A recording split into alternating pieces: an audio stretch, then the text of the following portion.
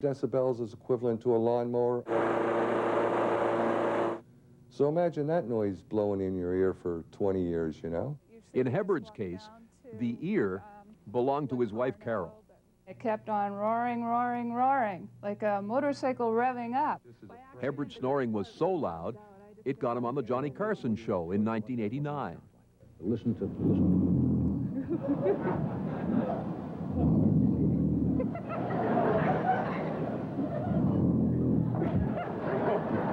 That sounds like the approach to LA Airport. Hebbard tried everything to stop snoring, like this anti-snoring pillow designed to keep you sleeping on your side. But that didn't work. So then we tried this little nose piece. And what you do is you fold it in half and stick it up your nose.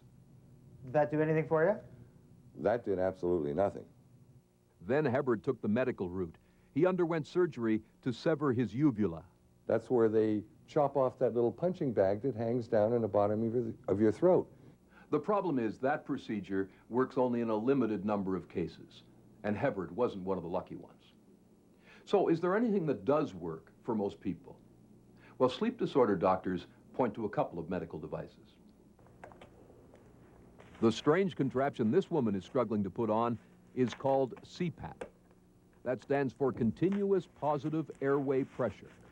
Colleagues of mine have described it as a vacuum cleaner in reverse. Instead of sucking air out, it just blows air in. It really just takes regular room air, filters it, and blows it out again through the tubing and into the mask. When the air comes through the mask and into the upper airway passages, it keeps the airway open so that the airway collapse and the airway obstruction never occurs again, so long as the mask is being used.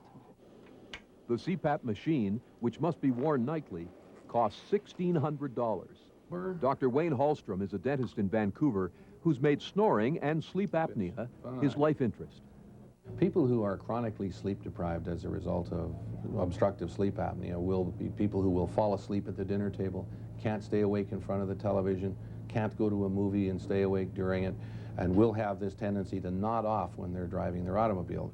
Dr. Halstrom himself had both a snoring problem and sleep apnea, and it almost killed him. I had 3 worsening car accidents until in 1989 I hit a freeway abutment at 60 miles an hour. Dr. Halstrom developed this dental device. It's called the silencer. And it's had considerable success in stopping snoring and in reducing mild cases of sleep apnea.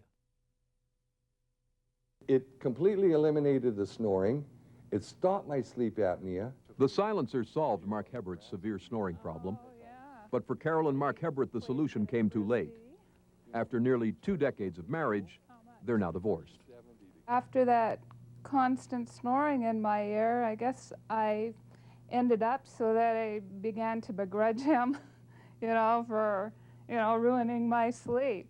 All I want to suggest is to your audience that if there is a problem like we have, address it now and seek the medical attention before you wind up like us.